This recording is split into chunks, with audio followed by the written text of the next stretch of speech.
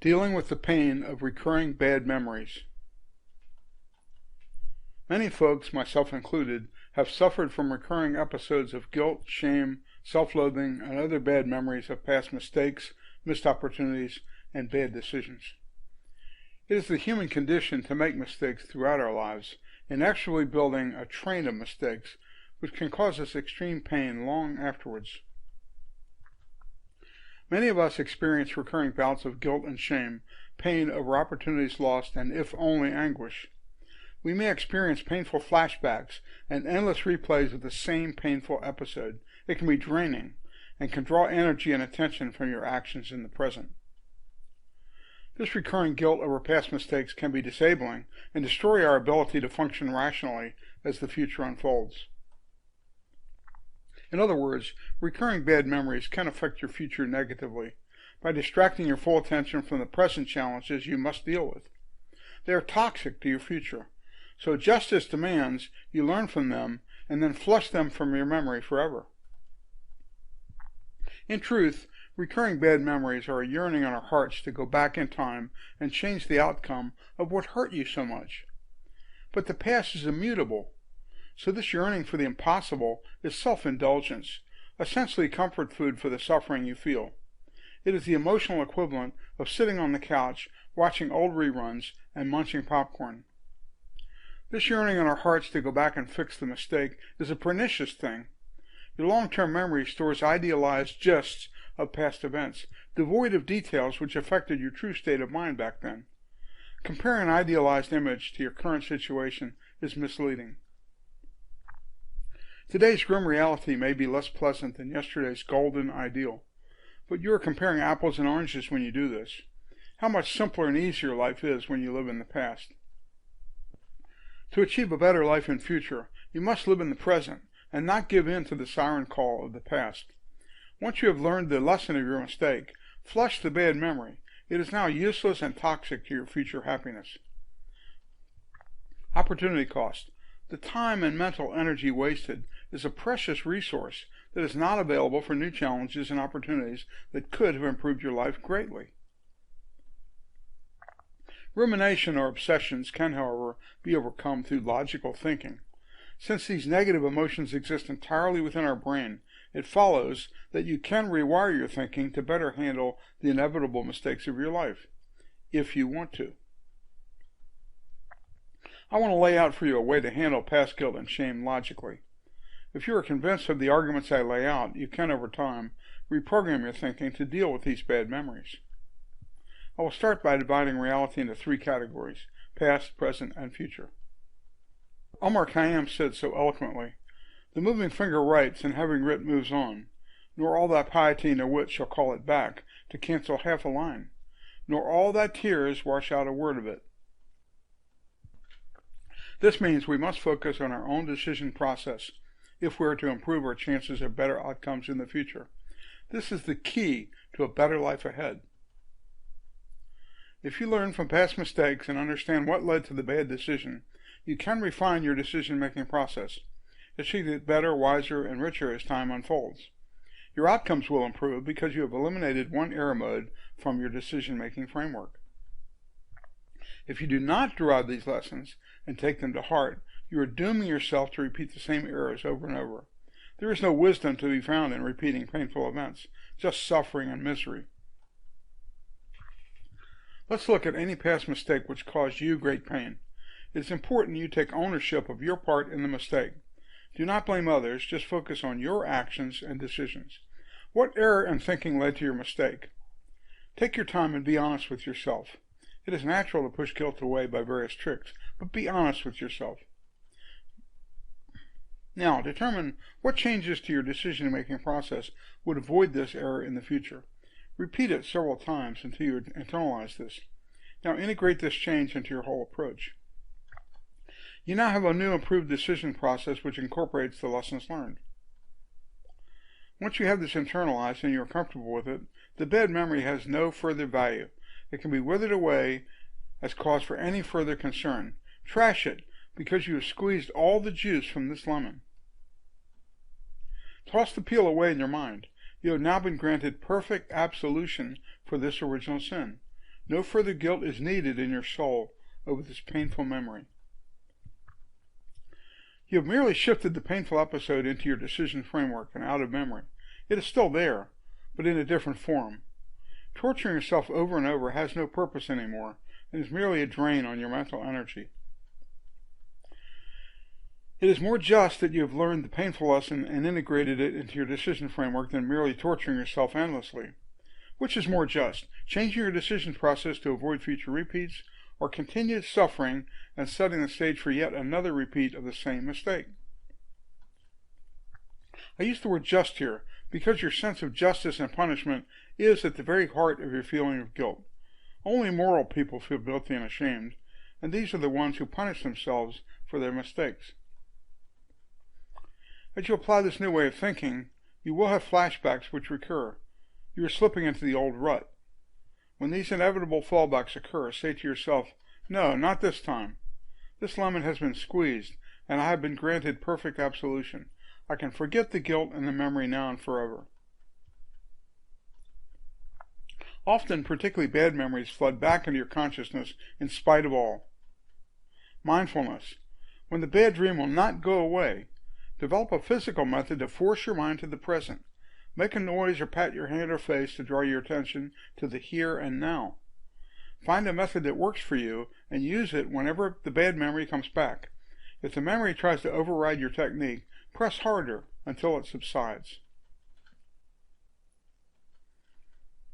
Now the lesson learned resides within your mental decision framework and will prevent repeating the mistake. You're now sadder but wiser and will make better decisions in future.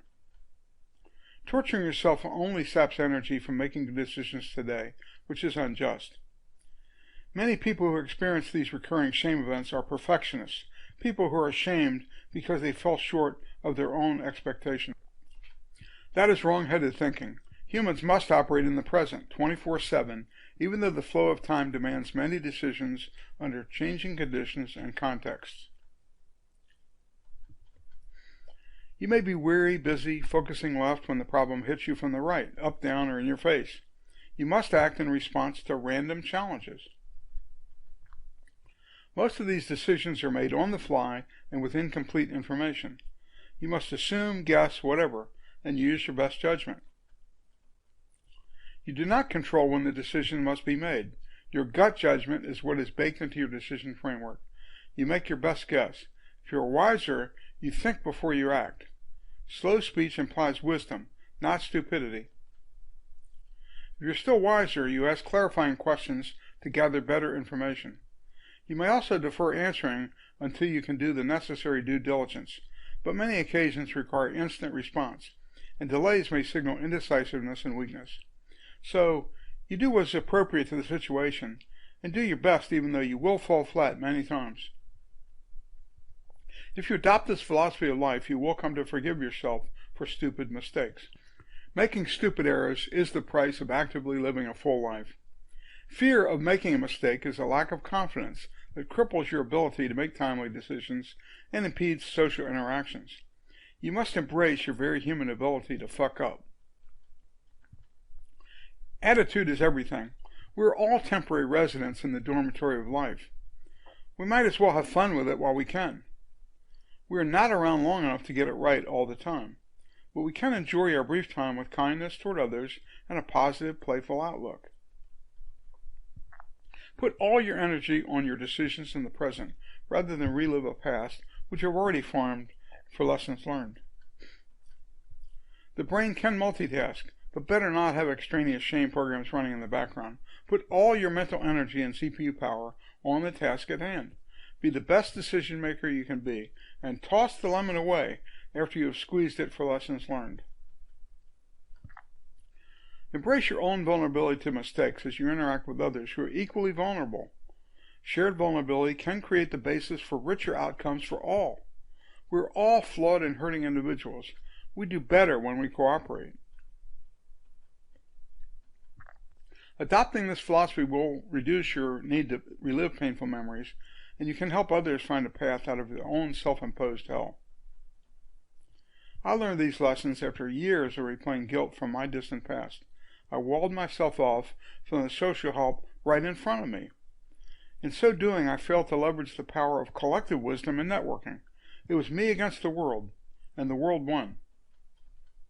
The only reason why humans survived on the plains of Africa was communication. Without group intelligence, each human would have gone to the wrong watering spot and been eaten.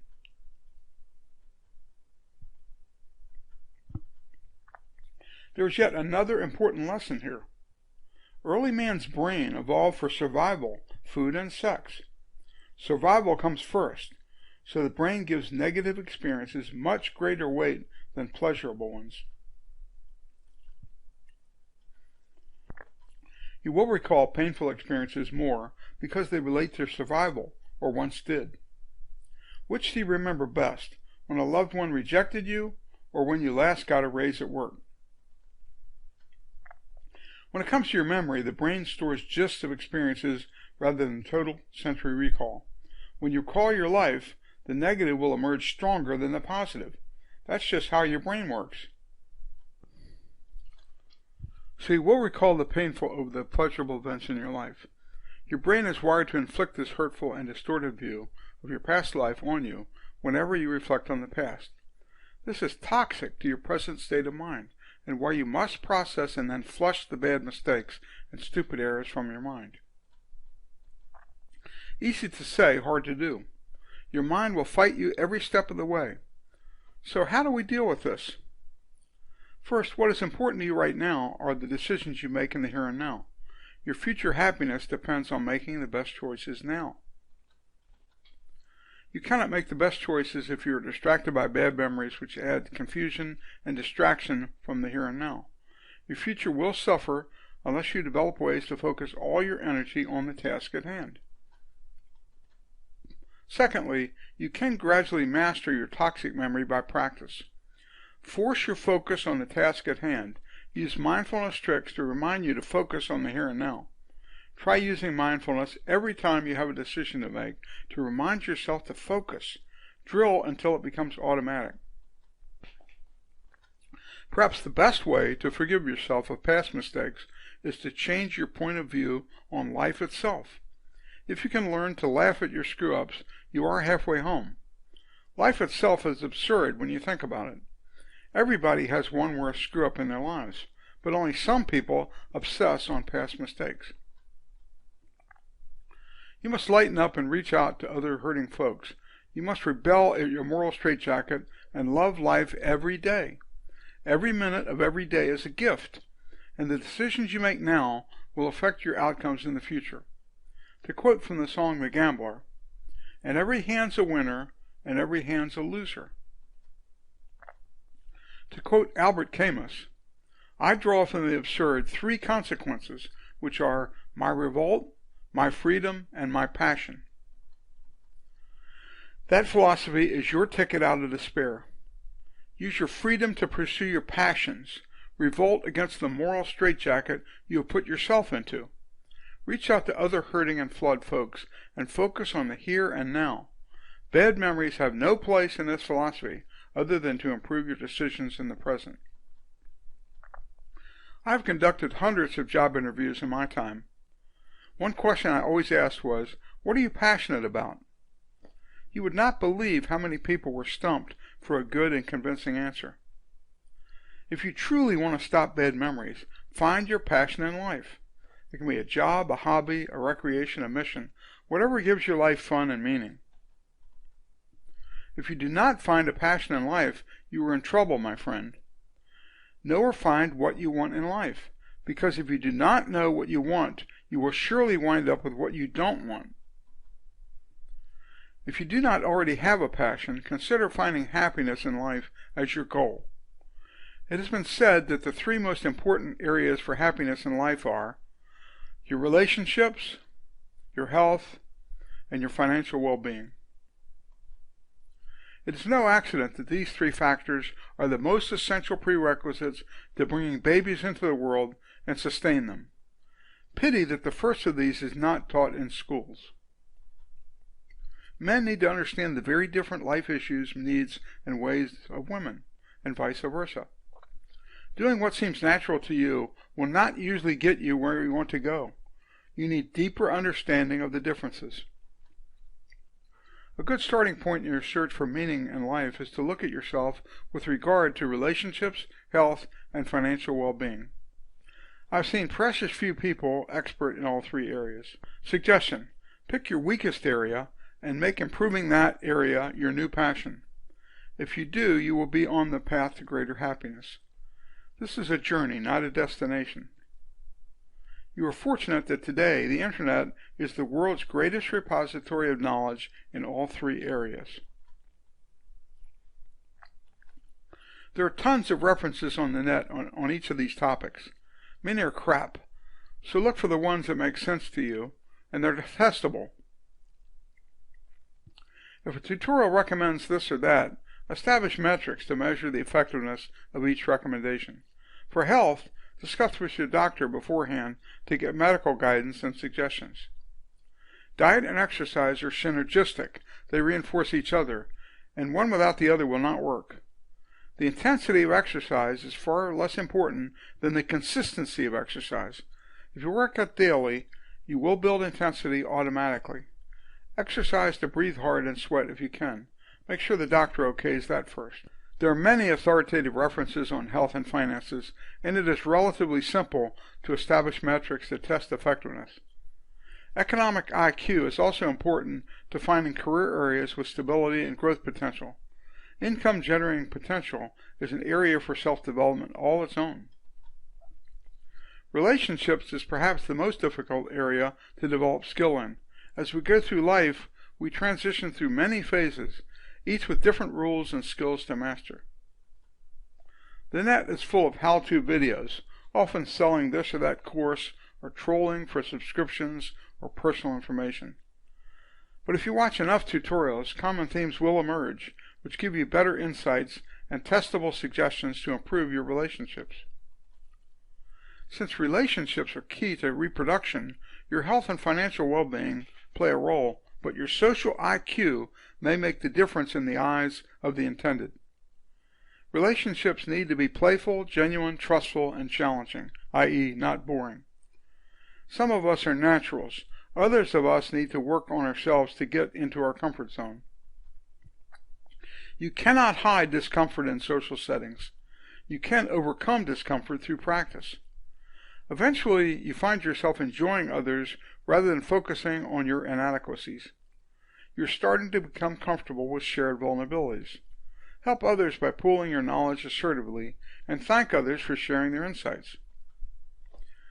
You need to become comfortable in your own skin.